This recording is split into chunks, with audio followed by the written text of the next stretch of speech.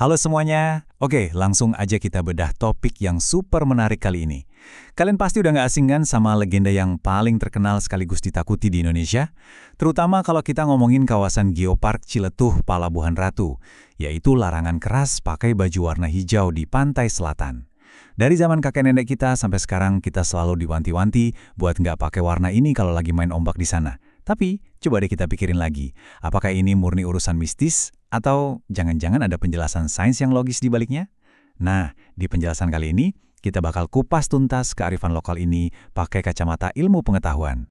Jadi, kita mulai dari sebuah misteri yang selalu bikin penasaran tiap orang yang mau liburan ke sana.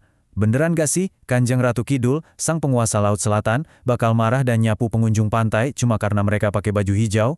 Katanya sih, hijau itu warna kesukaan sang ratu, dan siapa aja yang nekat pakai warna itu bakal ditarik ke laut buat dijadiin prajuritnya. Wah, dengernya aja udah merinding ya. Tapi tahan dulu rasa takut kalian, karena kita bakal lihat ini dari sudut pandang yang beda banget.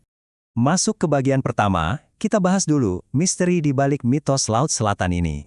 Gini, kalau kita lihat dari kacamata mitos, pakai baju hijau itu dianggap sombong, nggak hormat sama alam, dan ujung-ujungnya bisa kualat atau terseret ombak.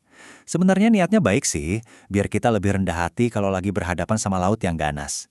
Tapi coba kita geser ke kacamata sains. Daripada ngomongin kutukan gaib, sains justru ngelihat ini murni sebagai masalah kamuflase warna. Baju hijau itu bikin proses evakuasi lambat banget dan nimbulin bahaya keselamatan yang nyata. Menarik kan? Dua versi yang beda banget, tapi sama-sama ngasih peringatan soal satu hal, ancaman nyawa. Lanjut ke bagian kedua, ada 4 alasan ilmiah kenapa warna hijau itu emang bahaya banget dipakai di sana. Poin krusial yang pertama, kita harus paham dulu sama fenomena yang namanya rip current atau arus palung. Ombak di pantai selatan itu punya arus bawah yang sangat kuat, sempit, dan bisa narik apa aja ke tengah laut dalam hitungan detik. Dan perhatiin deh, karena faktor kedalaman air plus adanya alga, arus pembunuh ini secara alami warnanya itu hijau tua kebiruan. Nah, warna air inilah yang jadi petunjuk pertama kita. Biar gampang, kita rangkum jadi 4 alasan sains kenapa warna hijau itu sangat dihindari. Pertama, soal kamuflase. Baju hijau bakal nyaru banget sama warna air rip current tadi. Otomatis, tim SAR bakal setengah mati nyari korban. Kedua, dari sisi psikologi warna. Otak kita itu terprogram buat cepat nangkap warna yang kontras. Kalau pakai hijau, teman kalian bakal telat nyadar kalau kalian hilang, karena warnanya nggak mencolok di air. Ketiga, biologi laut. Ada musim di mana ubur-ubur Visalia lagi banyak-banyaknya. Baju hijau yang terang di permukaan air malah bisa ngecoh dan narik perhatian mereka, jadi resiko kesengat makin tinggi. Terakhir, geologi. Tebing karang di sana tuh penuh batu basah berlumut hijau. Kalau kalian kepleset di sana pakai baju hijau, ya kalian bakal susah banget keliakan. Masuk akal banget kan? Masuk ke bagian ketiga, sekarang kita ngomongin data nyata dan bukti eksperimennya di lapangan. Kalian tahu nggak, efek kamuflase ini sebenarnya bisa kalian tes sendiri di rumah. Bayangin eksperimen sesimpel ini. Bikin laut mini di baskom, kasih pewarna biru dan sedikit hijau, terus cemplungin potongan kertas warna merah dan hijau. Suruh orang lihat dari jarak 3 meter aja, dan tebak apa yang terjadi? 90% orang pasti langsung nunjuk kertas merah. Kertas hijaunya nyaris nggak kelihatan. Kalau di baskom aja udah susah di jari, bayangin gimana kalau di tengah laut dengan ombak gede. Keterlihatan itu literally kunci keselamatan kalian. Nah, ini fakta yang bikin merinding sekaligus miris.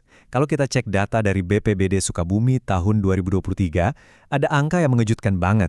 80% korban kecelakaan laut di sana itu sulit dievakuasi karena satu alasan sepele, baju mereka nyaru sama warna laut. Padahal dalam misi penyelamatan, detik itu sama dengan nyawa. Kalau tim SAR nggak bisa ngespot posisi korban cuma gara-gara bajunya hijau, peluang selamatnya langsung terjun bebas.